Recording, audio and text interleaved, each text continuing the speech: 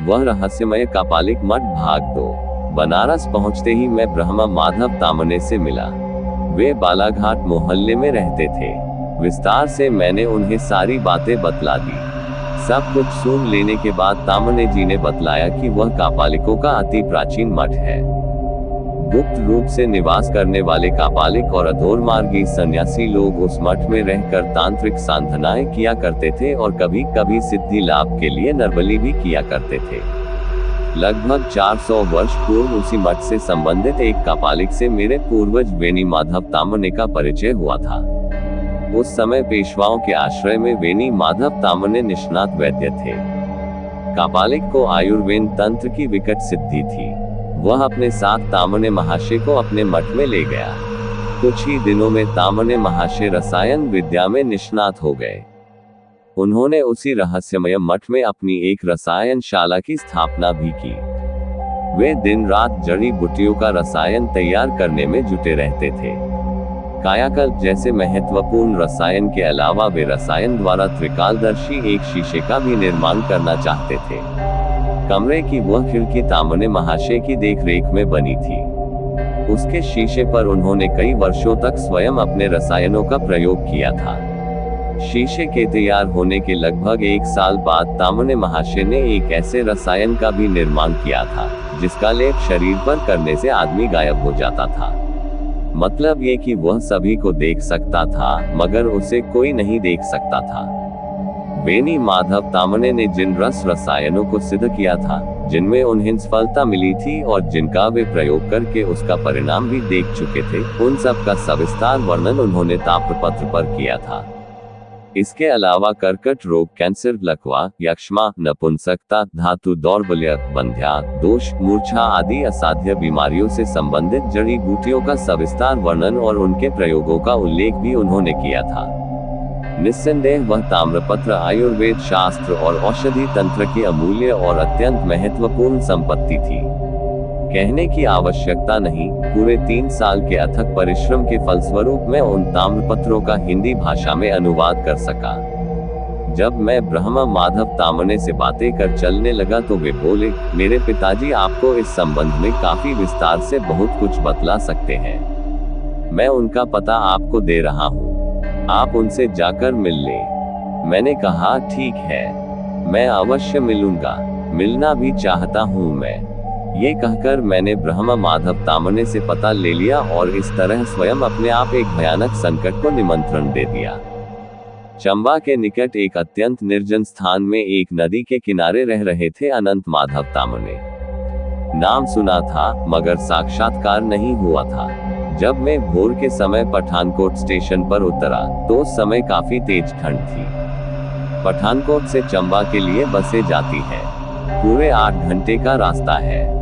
जब मैं चंबा पहुंचा तो उस समय सांझ की स्याह कालिमा फैलने लगी थी। चंबा में रात बिताकर दूसरे दिन चल पड़ा मैं अनंत माधव जी से मिलने के लिए। चंबा और कश्मीर का सीमांत प्रदेश, पहाड़ी इलाका, घनघोर जंगल, गहरी निस्तब्धता छाई हुई थी। वातावरण चारों ओर साए साए कर रहा था। बाहर की दुनिया से परे सा प्रतीत हो रहा था। वहां आकाश में काले बादल छाए हुए थे। यह निश्वास जैसी हवा हाहाक करती हुई झाड़ियों की झुरमुटों को कंपा रही थी। पूरे 4 दिन पैदल चलकर पहुंचा था मैं वहां। अनंत माधव तामने का निवास खोजने में काफी परेशानी हुई। पहाड़ी की तलहटी में उनका लकड़ी का बना छोटा सा मकान था। मकान के चारों तरफ वनौषधियों के पेड़ पौधे और कई प्रकार की लताएं लगी हुई थी। रुद्रवंती, लाजवंती, नागगंधा आदि की भी दुर्लभ लताएं थी वहां। मकान में छोटे छोटे केवल 4 कमरे थे। एक कमरे में सोते बैठते थे तामने महाशय। एक कमरा रसोई आदि के काम में आता था। शेष 2 कमरों में रसायनशाला थी। जड़ी बूटियों की भरमार थी उन दोनों कमरों में। हस्तलिखित पुस्तकों और प्राचीन पांडुलिपियों की भी संख्या कम न थी। जिस समय मैं वहां पहुंचा, अपने कमरे में बैठे हुए तामने महाशय किसी प्राचीन तथा दुर्लभ पुस्तक का अध्ययन कर रहे थे। लगभग 65 वर्ष की अवस्था, सुगंधित देह यष्टि, गौर वर्ण, कंधों तक झूलते काले घुंघराले बाल, घनी दाढ़ी, चेहरे पर विलक्षण तेज और आंखों में ज्योति थी। यही था तामने महाशय का रूप और व्यक्तित्व। देखने में वैदिक कालीन किसी ऋषि से लग रहे थे तामने महाशय। पढ़ने में इतने लीन थे कि मेरी उपस्थिति का आभास तक नहीं हुआ उन्हें। मैंने चरण का स्पर्श किया तो वे चौंक पड़े। पहले उन्होंने गहरी दृष्टि से मेरी ओर देखा, फिर परिचय और आने का कारण पूछा। स्वर गंभीर था। अपना परिचय देने के बाद मैंने उन्हें पूरी कथा सुना डाली। सारी बातें सुनने के बाद काफी देर तक मौन रहे तामने महाशय। फिर कहने लगे, श्री वेणी माधव ऋष्यगरत्न मेरे पूर्वज थे। उनके गुरु एक कापालिक सन्यासी थे। उन्हीं की देख रेख में श्री वेणी माधव जी ने आयुर्वेद तंत्र की विलक्षण सिद्धियां प्राप्त की थी। उन्हीं से उन्होंने औषधियों का भी अपूर्व ज्ञान प्राप्त किया था। इतना सब तो मैं जानता हूँ, मगर मेरे आगे कुछ बोलने के पूर्व ही तामने महाशय कहने लगे, श्री वेणी माधव जी अच्छे चित्रकार भी थे। उनका एक चित्र आपको मैं दिखाता हूँ। ये कहकर संदूक खोलकर उन्होंने एक जीर्ण कागज उसमें से निकाल मुझे थमा दिया। उस जीर्ण शीर्ण हाथ से बनाए हुए कागज पर एक चित्र बना था। काफी फीका और धुंधला पड़ गया था वह। ध्यान से देखा, फिर एक बार चौंक पड़ा मैं। हे भगवान, वह चित्र तो उसी भयानक व्यक्ति का था जो उस कापालिक मठ में हवन कर रहा था और जिसने खिड़की के पास आकर मेरी ओर अप्रसत्र मुद्रा में देखा था। पहचानने में जरा सी भी गलती नहीं हुई। मैं लड़खड़ाते स्वर में बोला, क्या यही है आपके पूर्वज और कापालिक सन्यासी के शिष्य वेणी माधव जी? हाँ, यही है। उन्होंने स्वयं अपना ये चित्र बनाया था।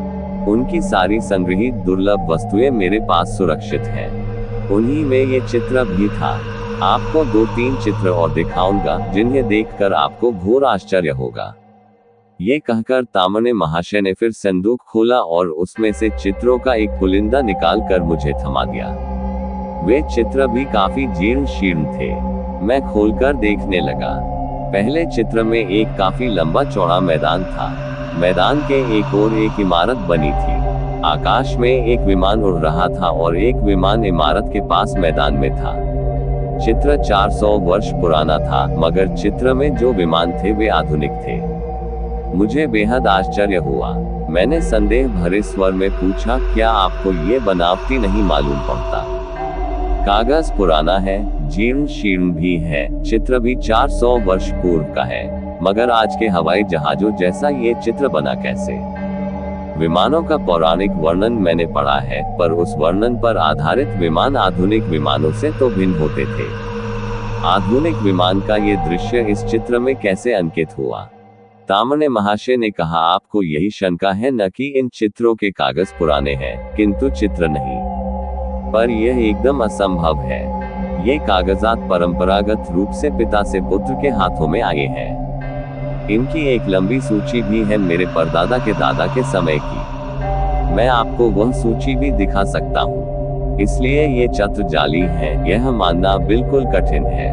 पर इसे एक तरफ रख दिया जाए तो भी अभी आपने बाकी चित्रों को देखा नहीं है।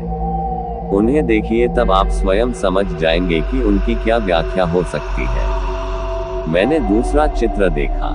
आधुनिक महायुद्ध का दृश्य था। भयंकर हृदय विदारक दृश्य। तामने महाशय ने बतलाया, ये तीसरे महायुद्ध का दृश्य है। कल्पना भी नहीं की जा सकती ऐसे महायुद्ध की, मगर होगा अवश्य तीसरा युद्ध। अब तीसरा चित्र जरा देखिए। तीसरे चित्र को देखते ही आश्चर्य के मारे मैं स्तब्ध रह गया। हे भगवान, क्या देख रहा था उस चित्र में मैं? उसका कागज भी जीर्ण था, रंग भी फीका था, पर वह चित्र अभी 1 माह पहले के प्रसंग का और मेरा ही चित्र था। वह अमावस की रात को बाहर खड़ा मैं अंदर का दृश्य देख रहा था। उसी प्रसंग का चित्र था। अमावस की रात थी, गहरा अंधकार था। कापालिक मठ की उस रहस्यमयी खिड़की से छनकर रोशनी मुझ पर पड़ रही थी। मैं अपने हाथ में पत्थर का टुकड़ा लिए हुए था। मेरे चेहरे पर भय और विस्मय के भाव थे। आंखें विस्फारित थी, होंठ चीखने की मुद्रा में खुले हुए थे। उस वक्त का एकदम सही चित्र था। कहीं कोई भ्रम न था। अविश्वास भी नहीं किया जा सकता था। मैंने अस्फुट स्वर में कहा, यह चित्र तो मेरा अपना ही है, 1 मास पूर्व का। पर यह संभव कैसे हुआ? संभव होना आसान है।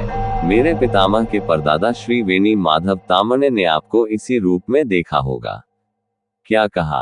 उत्तर में समझाते हुए तामने महाशय ने बतलाया, जिस व्यक्ति ने कमरे के भीतर से आपको घूर कर देखा था, वे वेणी माधव जी ही थे। उनके साथ जो लोग हवन कुंड के पास बैठे थे, वे लोग उनके सहयोगी थे। बाद में आपने एक और व्यक्ति को देखा होगा, कापालिक सन्यासी के भेष में। उद्धरण चिन्ह। हाँ, देखा था। कौन था वह जटाजुधारी भयानक सन्यासी? वही थे वेणी माधव जी के कापालिक गुरु स्वामी प्रज्ञानंद कापालिक। एक बात मैं और पूछ सकता हूँ? पूछिए। उस यज्ञ भूमि में वह नग्न युवती कौन थी? मेरी बात सुनकर कुछ क्षण के लिए तामने महाशय मौन साध गए, फिर बोले, वह कापालिनी थी। भयंकर कापालिनी। उसी का आश्रय लेकर, उसी के माध्यम से स्वामी प्रज्ञानंद कापालिक ने रसायन विद्या में सिद्धि लाभ किया था। थोड़ा रुककर तामने महाशय ने आगे कहना शुरू किया, आपने 400 वर्ष पूर्व का दृश्य देखा था, मगर इस समय कापालिनी की आयु कम से कम 500 वर्ष है। वह मरकर भी जीवित है। उसकी आयु अक्षुण्ण है। कालजयी है वह कापालिनी। वह विभिन्न रूपों में और विभिन्न परिवेशों में भ्रमण करती रहती है। उसी की अगोचर सहायता से, उसी के अदृश्य निर्देशन एवं मार्गदर्शन में मैं स्वयं पिछले 45 साल से रसायन विद्या और काष्ठ औषधि तंत्र में शोध और अन्वेषण कार्य कर रहा हूँ। तामने की यह बात सुनकर स्तब्ध रह गया मैंने हकलाते हुए पूछा, इस समय भी वह कापालिनी किसी रूप, किसी भेष में होगी, किसी स्थान पर? डिग्री। हाँ, है। तामने महाशय ने कहा, मगर पहले आप सिद्धांत को समझिए। पहले ये बतलाइए कि जो शीशा कुछ विशेष प्रकार का है, उस पर आपकी नजर पड़ी या नहीं? हाँ, वह तो देखा था मैंने।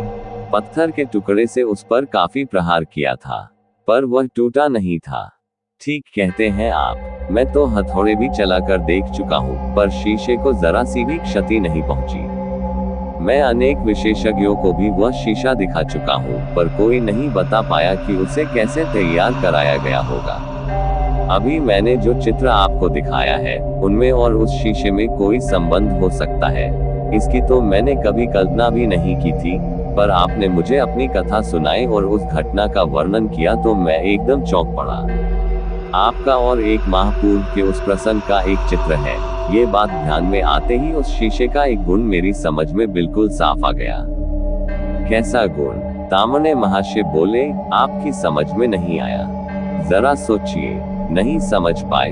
अरे, आपका चित्र जो इस प्राचीन जीर्ण कागज में अंकित है, इसे श्री वेणी माधव जी ने अब से 400 साल पहले बनाया था। इसका मतलब ये कि उस शीशे में उन्हें भविष्य नजर आया था। क्या कहा आपने? मैंने मूर्खों की तरह तामने जी की ओर ताकते हुए प्रश्न किया। हाँ, और आपने जो कुछ देखा था, वह 400 वर्ष पूर्व यानी अतीत का दृश्य था। यानी मुझे उस शीशे में भूतकाल नजर आया था। हाँ, वह शीशा पारदर्शक ही नहीं, कालदर्शक भी है। तामने महाशय ने कहा, उस शीशे के दोनों तरफ दो काल प्रत्यक्ष नजर आते हैं। बाहर से देखने पर भूतकाल और अंदर से देखने पर भविष्यकाल। जैसे बाहर से आदमी 400 वर्ष का भूतकाल देख सकता है, उसी प्रकार भीतर से वह 400 वर्ष का भविष्यकाल भी देख सकता है। ये बात इतनी विलक्षण, इतनी अविश्वसनीय थी कि सुनकर ही काफी देर तक मैं खामोश बैठा रहा। उसी पर विचार करता रहा। न टूटने वाला शीशा, कालदर्शक शीशा। एक तरफ से भूतकाल दिखाई पड़ता है, दूसरी तरफ से भविष्य। हे भगवान, कितना विलक्षण और अविश्वसनीय सत्य था वह। अविश्वास प्रकट करने के लिए कोई भी आश्चर्यजनक शब्द कहना काफी आसान था, पर इसकी वास्तविकता और उसकी वास्तविक अनुभूति अजीबोगरीब थी। मैंने जिनको देखा था, वे 2 साल पहले के वेणी माधव विषय रत्न और उन वेणी माधव विषय रत्न द्वारा 400 साल पहले बनाया गया चित्र हुबहू मेरा था। तामने महाशय ने कहा, एक काल से दूसरे काल में जाने और वहां का दृश्य देखने की बात कोई नई नहीं है। उद्धरण चिन्ह। मैं बोला, केवल दूसरे काल में पहुंचना ही नहीं, उसमें देखे गए दृश्य को ठीक ठाक अंकित कर देना कमाल की बात है। पर इसमें नवीनता क्या है? दूसरे के मन में प्रवेश कर उसके मन की बात जान लेने की विस्मयजनक परंतु प्रत्यक्ष घटनाएं आपने भी देखी सुनी होंगी। जी नहीं, योगी मन में प्रवेश कर सकते हैं, ये तो मैंने सुना है, पर वे दूसरे के मन में अंकित छवि ज्यों की त्यों अंकित कर सकते हैं, ये तो मैंने नहीं सुना। पर ऐसा होता तो है, तामने महाशय ने कहा, और अब भी ऐसे कई उदाहरण मिलते हैं। आपने नासिक के गजानन महाराज गुप्ते का चरित्र पढ़ा है या नहीं? उसी में वर्णित एक घटना सुनाता हूँ आपको, ताकि आपको विश्वास हो जाए। गजानन महाराज के एक भक्त थे, नाम था त्र्यंबक गांवकर। वे फोटोग्राफर थे। एक बार उनके पास बंबई के एक ऑडिटर श्री अंबर भाड़खरे आए। खरे जी 1940 में अपनी माता का अंतिम संस्कार करने के लिए नासिक गए थे।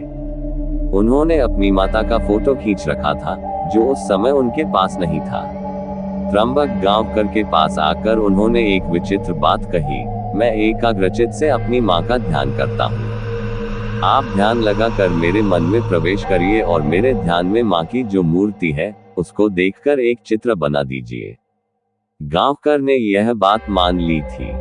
दोनों ही एक साथ आसनों पर बैठकर ध्यान मग्न हो गए। ध्यान से उठने के बाद ही गांवकर ने खरे जी की माता का चित्र बना दिया। आश्चर्य की बात थी कि वह चित्र हुबहू खरे जी की माता का ही था। कमाल की बात है ये तो, मेरे मुंह से निकला, कमाल की बात भले ही हो, मगर है सच। इस उदाहरण से यह स्पष्ट है कि ध्यान की सहायता से दूसरे के मन में प्रवेश किया जा सकता है, और आपके एक माह पूर्व के अनुभव से यह भी स्पष्ट है कि उस विशिष्ट रासायनिक शीशे की सहायता से एक काल से दूसरे काल में प्रवेश किया जा सकता है। मैंने कहा, यदि वह सिद्धांत सच है, तो ऐसे कई उदाहरण सामने होने चाहिए। मेरे अकेले के अनुभव से एक सिद्धांत पर पहुंचना उचित नहीं है। मेरा तर्क सुनकर तामने महाशय प्रसन्न मुद्रा में बोले, इसी कार्य के लिए मुझे आपका सहयोग चाहिए। आपने उस मठ में जैसी कापालिक हवन क्रिया देखी थी, उसकी संपूर्ण विधि मेरे पास है। बेनी माधव जी की एक हस्तलिखित पुस्तक में मुझे वह विधि मिली थी। मैं उस विधि के अनुसार हवन करना चाहता हूँ। बाप रे, बच्चे की बलि देकर? मैंने भयभीत स्वर से पूछा। नहीं नहीं, मुर्गे और बकरे की बलि देकर। उस पुस्तक में मुर्गे और बकरे की भी बलि देने का उल्लेख है। तांत्रिक क्रिया करने और बलि देने के उपरांत उस शीशे में से बाहर देखने पर भविष्य दर्शन हो जाएगा, ऐसा उस पुस्तक में वेनी माधव जी ने लिखा है। साथ ही यह भी लिखा है कि भविष्य दर्शन करने वाले को योग का अभ्यासी होना चाहिए। आपने तो योग साधना की है। मैंने सिर हिलाकर हामी भर दी। बस ठीक है, तामने महाशय ने कहा, इसीलिए तो आप बाहर से वह दृश्य देख पाए। थोड़ा रुककर तामने महाशय ने आगे कहा, यदि हमारा प्रयोग सफल रहा, तो विज्ञान के एक बिल्कुल नए क्षेत्र में कदम रखने का श्रेय हमें ही प्राप्त होगा। उद्धरण चिन्ह।